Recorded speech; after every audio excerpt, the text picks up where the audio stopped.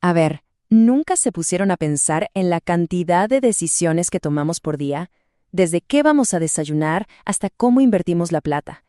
La microeconomía justamente modela esto como un problema de elección óptima. ¿Cómo elegimos la mejor canasta de bienes que podemos comprar? Hoy vamos a desarmar ese mecanismo y vamos a ver que muchas veces lo resolvemos sin siquiera darnos cuenta. El recorrido de hoy va a tener 4 partes. Primero, vamos a arrancar con una metáfora, una idea que nos va a servir de guía. Después, nos metemos de lleno en la matemática que está por detrás. Luego, exploramos 6 tipos de mapas de preferencias.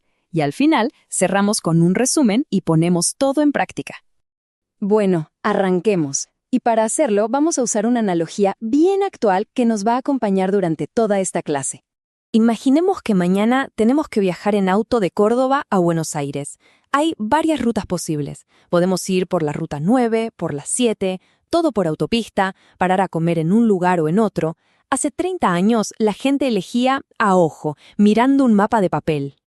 Hoy, ¿qué hacemos? Abrimos Google Maps o Waze y en 0,3 segundos la aplicación te dice: mira, anda por esta ruta que te vas a ahorrar 47 minutos y 180 pesos de nafta.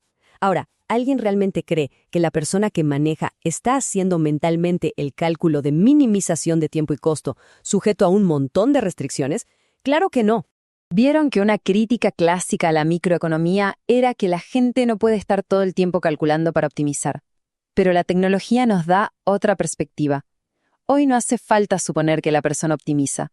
Alcanza con que exista algo que lo haga por ella. Y esto nos lleva a una idea fundamental. Si vos no optimizás, alguien te va a vender una aplicación para que sí lo hagas. Y bueno, Google Maps es precisamente eso. Un agente externo que nos resuelve el problema de optimización. Y eso es lo que vamos a hacer hoy. Nos vamos a convertir en la app del consumidor. Vamos a encontrar matemáticamente la canasta que maximiza su utilidad, incluso si ese consumidor nunca en su vida escuchó hablar de derivadas o de Lagrange. Muy bien, ahora sí, vamos a la cocina de esta app para entender el código basándonos en el apéndice del capítulo 5 del Variant. Y vamos a partir del caso más importante, el más útil de todos, las preferencias del tipo Cobb-Douglas. La función de utilidad Cobb-Douglas tiene esta forma. Los exponentes C y D nos dicen qué tan importante es cada bien para el consumidor. Un detalle técnico: para que las derivadas sean más fáciles, solemos trabajar con su transformación logarítmica. Aunque la fórmula parezca distinta, representa exactamente las mismas preferencias. Es como cambiar la escala de un mapa. Los cálculos son más sencillos, pero el destino sigue siendo el mismo. Hay varias formas de resolver este problema. Empecemos por la más directa, la más intuitiva, la que más se usa en la práctica, que es el método de sustitución. Son 5 pasos bien lógicos que nos van a llevar directo a la respuesta. Este es el problema, digamos, en lenguaje matemático. Queremos maximizar la utilidad, pero claro, no podemos elegir cualquier cantidad de bienes. Estamos atados a nuestra restricción presupuestaria. Lo que gastamos no puede ser más que nuestro ingreso M. Bien, el primer gran paso es combinar estas 2 ecuaciones en una sola. De la restricción presupuestaria despejamos X2. Y después metemos esa expresión de X2 adentro de la función de utilidad. ¿Qué logramos con esto? Algo clave. Transformamos un problema que tenía 2 variables, X1 y X2, en uno que tiene una sola, X1. Mucho, pero mucho más fácil de resolver. ¿Y ahora? Ahora viene la magia del cálculo. Para encontrar el punto máximo de una función, la derivamos con respecto a nuestra única variable, en este caso X1, y la igualamos a 0. Al hacer esto, lo que estamos buscando es ese punto exacto, esa cantidad de X1 donde la utilidad llega a su pico, a la cima, de la colina de la utilidad. Reordenando un poquito la ecuación anterior, llegamos a esto. Y lo que encontramos es la famosa función de demanda marshalliana. En criollo, es una receta que nos dice exactamente cuánto va a comprar el consumidor de este bien, para cualquier ingreso y cualquier precio que se le presente. Una vez que tenemos X1, lo reemplazamos en la restricción y sacamos la demanda óptima de X2. Ok, ese fue el método práctico. Ahora veamos el método más elegante, el que se usa en desarrollos teóricos más complejos, los multiplicadores de Lagrange. El camino es un poco distinto, pero van a ver que llegamos exactamente al mismo lugar. Lo primero es construir esta función auxiliar, el lagrangiano. Fíjense que es la utilidad original menos una variable nueva, lambda, que multiplica a la restricción. Este lambda es el multiplicador de Lagrange. Piensen en él como el valor de un peso extra. Nos dice cuánta utilidad adicional ganaríamos si nuestro presupuesto aumentara en un peso. Es, en definitiva, el valor marginal del dinero. Ahora, al derivar el lagrangiano respecto a x1, a x2 y a lambda, y después dividir las dos primeras ecuaciones, atención, miren lo que aparece. A la izquierda, el cociente de las utilidades marginales, que no es otra cosa que la relación marginal de sustitución, y a la derecha, la relación de precios. Volvemos a la condición gráfica que ya conocíamos de la teoría, un verdadero momento ajá. Y acá lo vemos bien clarito. Lo que la matemática nos acaba de confirmar es este preciso punto de tangencia. El óptimo no está en cualquier lado, está en ese único punto donde la valoración subjetiva del consumidor, o sea, la pendiente de la curva de indiferencia, se alinea perfectamente con la valoración que hace el mercado, la pendiente de la recta presupuestaria. ¿Y el resultado? Bueno, al resolver todo por Lagrange, llegamos a las mismas, exactas funciones de demanda que con el método de sustitución. Esto es clave.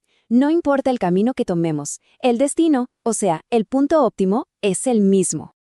Ahora que ya entendimos el código de la app, volvamos a nuestra analogía del viaje. Vamos a ver cómo este GPS del consumidor se comporta con diferentes mapas, o sea, con distintos tipos de preferencias. Y con esto cerramos la idea del principio. La aplicación de mapas es ese Lagrange externo. No importa si la persona que maneja sabe o no sabe cálculo, el óptimo se alcanza igual.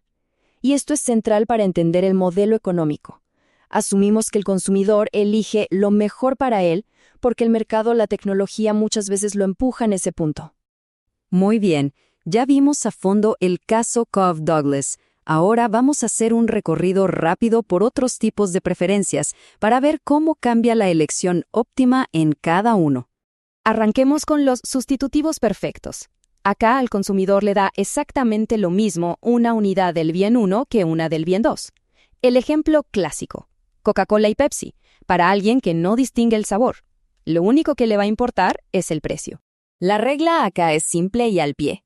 Se gasta todo el ingreso en el bien que esté más barato. Por eso, el óptimo casi siempre va a ser lo que llamamos una solución de esquina, que significa que el consumidor se especializa y pone toda la plata en uno solo de los bienes, no en una mezcla. En la otra punta están los complementarios perfectos. Son bienes que se tienen que consumir juntos, sí o sí, en una proporción fija. El ejemplo por excelencia, el zapato izquierdo y el zapato derecho. No te sirve de nada tener 10 zapatos izquierdos si tenés uno solo derecho. Por esta razón, las curvas de indiferencia tienen esa forma de L. El consumidor siempre va a elegir una canasta que esté en el vértice de esas L, sobre la diagonal, donde consume la proporción justa de cada bien. El óptimo siempre va a estar en ese codo. Y podemos resumir rápido los otros casos. Si un bien es neutro o directamente un mal, se gasta toda la plata en el bien que sí gusta. Para bienes discretos, como, no sé, un auto, donde no se pueden comprar fracciones, se tiene que comparar la utilidad de comprar una unidad, 2, 3 y ver cuál conviene. Con preferencias cóncavas, para bienes que no se quieren mezclar, como helado y aceitunas, la elección también es de esquina, o todo helado o todas aceitunas. Y por último, el caso Cobb-Douglas, que ya vimos, que es el intermedio donde se consume una mezcla de ambos bienes. Bueno, para ir terminando, repasemos los conceptos clave que vimos y pongamos a prueba esta app resolviendo juntos algunos ejercicios. Los puntos centrales de hoy son entonces, primero, que el problema del consumidor es maximizar su utilidad, pero con un presupuesto limitado. Segundo, que la condición de óptimo es que su valoración personal, la RMS, se iguale a la del mercado, la relación de precios. Tercero, la formulita de Cobb-Douglas, que es un atajo genial. Y cuarto, que cada tipo de preferencia genera un patrón de elección totalmente distinto. Vamos con el primer ejercicio, un caso clásico de Cobb-Douglas. Tenemos la función de utilidad, un ingreso de 1,000 pesos y los precios de los bienes son 10 y 20. La pregunta es, ¿Qué canasta X1 o X2 elige este consumidor? Acá podemos usar el atajo que nos da la Cobb-Douglas. Sabemos que el consumidor gasta una fracción de su ingreso en cada bien igual al exponente que tiene en la función. Entonces, gasta el 0.4 de su ingreso, o sea 400 pesos, en el bien 1. Como el precio es 10, compra 40 unidades. Y gasta el 0.6 de su ingreso, 600 pesos, en el bien 2. A un precio de 20 son 30 unidades. Listo. La canasta óptima es 40-30. Segundo ejercicio. Ahora, sustitutos perfectos. La utilidad es lineal. Fíjense que el bien 2 le da un poco más de utilidad por unidad que el bien 1. Los precios son 4 y 5 y el ingreso es 200. Acá la clave es comparar la relación marginal de sustitución con la relación de precios. La RMS es 2/3, o sea 0.67. La relación de precios es 4/5, o sea 0.8. Como la RMS es menor que la relación de precios, significa que al consumidor le conviene especializarse en el bien 2 porque es el que más satisfacción le da por cada peso que gasta. Con 200 pesos y un precio de 5, compra 40 unidades del bien 2. La cesta óptima es 0,40. Y el último ejercicio numérico, complementarios perfectos. Ojo acá, que la proporción no es 1:1. El consumidor quiere el doble de unidades de X1 que de X2 para estar satisfecho. Para resolver esto, armamos un sistema de 2 ecuaciones. La primera sale de la función de utilidad. Sabemos que en el óptimo, el consumidor va a estar en el vértice, donde X1 es igual a 2 por X2. La segunda es la restricción presupuestaria. Sustituimos la primera en la segunda, resolvemos para X2, nos da más o menos 17.14. Y después encontramos X1, que es el doble, 34.28. Y bueno, cerramos con una pregunta para que se queden pensando.